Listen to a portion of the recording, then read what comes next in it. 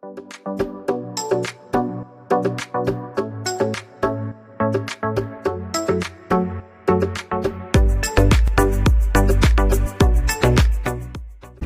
안녕하세요. 산재마스터TV 박기범 노무사입니다. 산재 신청 시에 작성해서 제출해야 하는 요양급여 신청서가 있습니다. 그 내용 중에서 재해 발생 경위를 적는欄이 있는데요. 이곳에 중요 사항이 누락되어서 이 재해 경위를 온전히 파악할 수 없다면 공단 담당자가 추가적인 조사나 연락을 해야 하기 때문에 처리 기간이 연장될 수 있습니다. 그리고 잘못된 재해 상황이나 재해의 원인이 기재된다면 자칫하면 불승인이나 산재 종료 후에 민사 청구 과정에서 이 재해자 과실률을 산정할 때 이 요양급여 신청서가 입증 자료로 활용될 수 있어 불이익을 당할 수도 있습니다. 그래서 오늘은 이 요양급여 신청 시 굉장히 중요한 의미를 갖는 이 재해 발생 경위를 어떻게 기재해야 하는지 한번 살펴보려고 합니다. 첫 번째인데요. 이 재해 발생 경위를 작성할 때 육하 원칙에 의해서 기재합니다. 육하 원칙은 누가, 언제, 어디서, 무엇을, 어떻게, 왜, 이러한 순서로 기재를 하는 것인데요. 아마도 여러분 누군가가 하는 이야기를 듣는데 마치 그 상황이 머릿속에서 잘 연상되는 걸 경험해 보신 적이 있으신가요?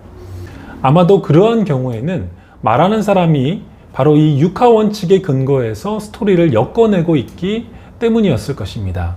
한번 예를 들어 볼까요? 제가 근로복지공단 재활보상부에서 근무할 때 수많은 요양급여 신청서를 처리했는데요. 이런 식으로 써 있는 요양급여 신청서가 들어온 적이 있습니다. 몇 년, 몇 월, 며칠, 공장 안에서 넘어짐, 이게 다입니다. 그러면 담당자는 뭐지? 도대체 공장 안에서 뭐 하다가 어떤 이유로 넘어졌다는 거지? 라는 의문을 품게 되겠죠. 그래서 저는 당시 서류상 목격자로 되어 있는 사람에게 전화를 걸어서 구체적으로 무엇을 목격했는지 이것을 묻는 것으로 시작해서 추가적인 조사를 하느라 또 시간을 지체할 수밖에 없었습니다.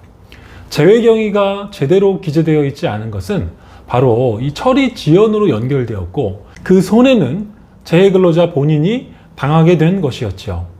육하 원칙 모두 구체적으로 잘 기재하셔야 하겠지만 특히 이 재해 발생 원인인 왜 재해가 일어났는지는 더욱 유의해서 구체적으로 기재하시는 것이 좋습니다.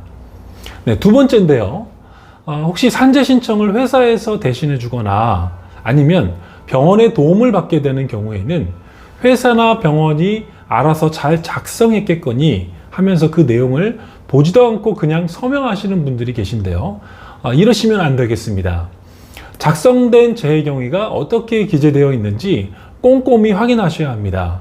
만에 하나라도 이 재해 상황이나 재해 원인이 잘못 기재되어 있거나 재해 근로자만의 온전한 잘못이 아님에도 근로자의 과실이 부풀려져 있는데 이를 수정하지 못하고 그냥 서명을 해버린다면 이를 인정하는 결과가 됩니다. 그런데 이것은 근로자 과실 유무를 따지지 않는 산재 보상을 받는 데 있어서는 아무런 문제가 없다고 해도 산재 보상이 끝난 다음에 민사상 손해배상 청구나 근제보험 청구 시 손해배상금 산정에서 큰 불이익을 입을 수도 있습니다. 따라서 회사나 병원이 협조해준 이 요양급여 신청서상의 재해 경위가 만일 사실과 다르다면 반드시 그 수정을 요구하시기를 바라겠습니다. 네, 세 번째인데요. 사고성 재해는 목격자가 있는 경우에 정확히 목격자의 인적사항과 연락처를 추가로 기재하시고요. 만일 질병성 재해의 경우에는 그 증상과 진료 이력, 작업 환경과 과로 및 스트레스 요인 등 신청 상병과 연관된 내용을 빠짐없이 잘 정리함이 필요합니다. 이런 경우에 양이 많아지기 때문에 별지를 이용해서 내용을 작성하실 수도 있습니다. 물론 공인노무사를 대리인으로 선임하는 경우에는 대리인이 별도의 재해 발생 경위서를 작성하여 제출하게 됩니다. 추가적으로 제3자에 의해 재해가 발생한 경우에는 그 제3자가 누구인지 인적사항을 명확히 기재하셔야 하고 특히 해당 재해로 인해 제3자나 사업주에 의해 별도의 배상을 이미 받았다면 이를 누락하지 않고 요양급여 신청서 기재란에 정확히 기입하시기 바랍니다.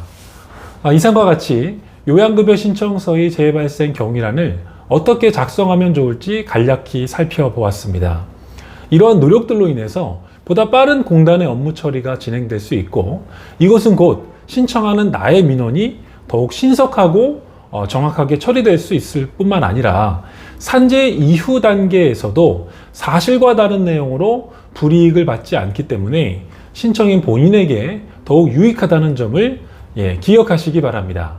이 영상이 도움이 되셨기를 바라면서 저는 다음에 더 좋은 영상으로 찾아뵙도록 하겠습니다. 감사합니다.